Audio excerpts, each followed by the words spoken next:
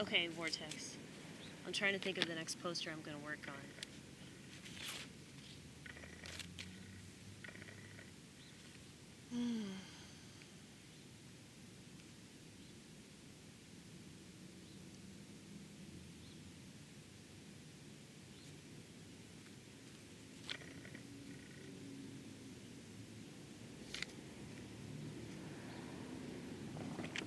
It's like all these people just stare at a screen all the time.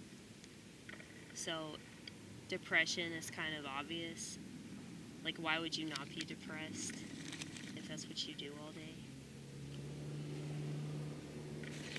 Um,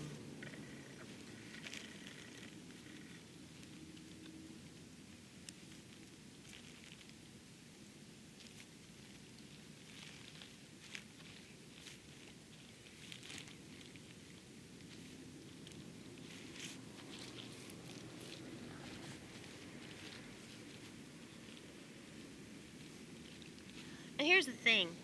I don't just hate it because, like, I don't fit in with society. I think it's just a really bad thing. You know, like, the way that it makes people, like, compare and contrast themselves to everyone else.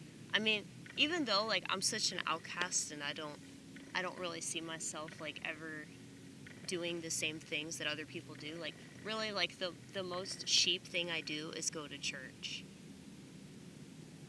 And I'm in the Orthodox church, too. I'm in an Orthodox church that's in a warehouse. It's not even an actual church. If you want proof, it's right here, baby. I'm in church. Really, really early today. So I have a problem, a significant problem with showing up on time. And I really, really hate how, people make excuses for their mental illness so that they don't have to do something that's better for themselves, you know? It's like it would be better for me to push myself to show up on time rather than just be like, oh, it's just the way I am, man. Schizophrenics don't believe in time. You know? That's really easy to just say that. And because people don't know anything about schizophrenia, they'd be like, oh, okay, I'm not going to even touch it. I'm not going to talk to you about it or anything, like, you know? And that's the thing. Like, a lot of the reason why people just put up with these excuses that people make is because, they just don't understand mental illness. And so,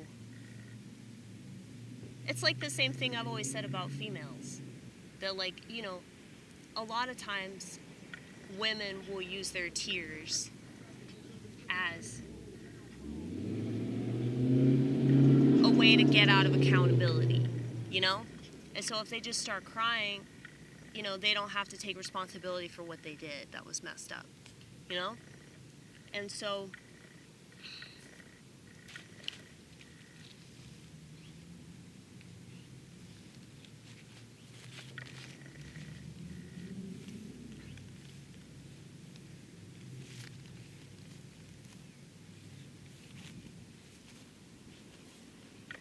that's why I'm trying to show up more on time. And it's much easier for me to show up on time for church because it's something that I genuinely enjoy. And now, I love working. I really do, but I think it's kind of like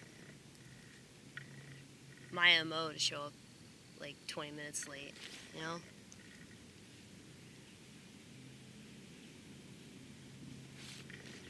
So much so that, like, my manager expects it.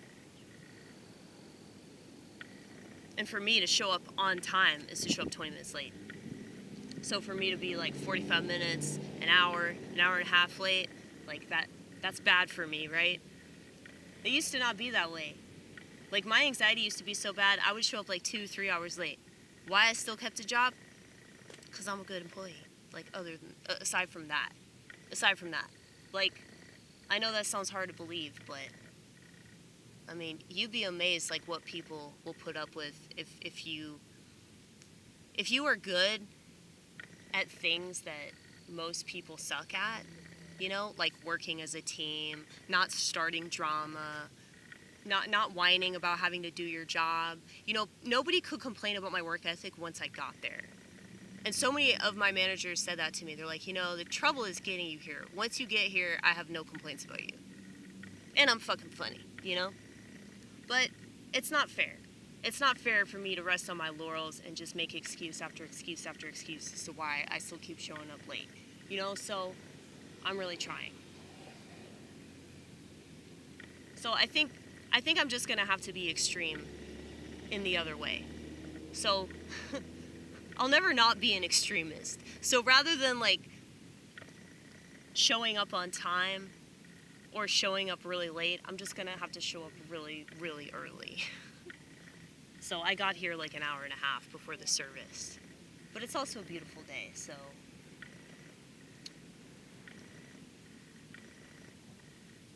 I just absolutely hate how people make excuses for bad behavior. And I hate it even more how people do that with mental illness, you know?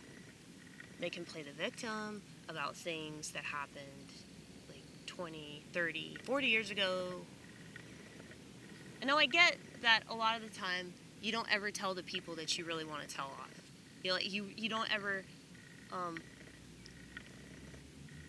indicate like how they made you feel, like whatever they did to you. And that can really like take a toll on your emotional state sometimes. And so oftentimes it'll happen, and I see this in food service a lot, where, you know, a customer will be a dickhead, and, you know, the person that's like taking their order, or the person that has to deal with them, you know, they take it personally. Well, really that dickhead's just a dickhead everywhere they go. Or maybe they're just having a bad day and they took it out on you. Is that right? No, it's not. But it's like you choose to put your name on things that other people do. You're the one that thinks that they did it to you. Well, really, they just did it because they're not really conscious. They're not really aware of how they come across. Maybe they don't care. Maybe they're a piece of shit. Maybe they're a narcissist. Maybe they're a total sociopath. It doesn't matter. What does matter is how you respond to that, you know?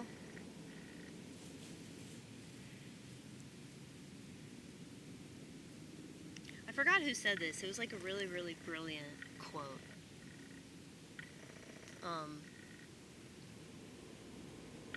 How other people treat you is their karma. How you react is yours. So it's like if somebody cuts you off in traffic, you have the option to take that personally, get offended, honk your horn, be really pissed off for the next 10 minutes, you know, track them down, find out where they live, you know, write down all the information of their vehicle and their license plate, their VIN number, everything, you know. I don't think you get the VIN number, but I don't know how good your technology is, right? But yeah, you have the option of taking it personally and getting really pissed off over something trivial that was probably not directed at you. That person was just careless, or that person was just selfish, you know? A lot of the reason why this world is fucked up is because of those two things that I just said. It's either carelessness or selfishness. You know, as much of a conspiracy theorist as I am, I don't think that everybody's reasoning for things is ominous. I don't think that all doctors just want to kill us. I don't think that all industries have the intention of poisoning us and things like that. But I do think that evil is allowed to transpire. Is that the right word? It's allowed to transpire because not enough good people are willing to do anything about it. But I guess the question remains, what good can be done about it?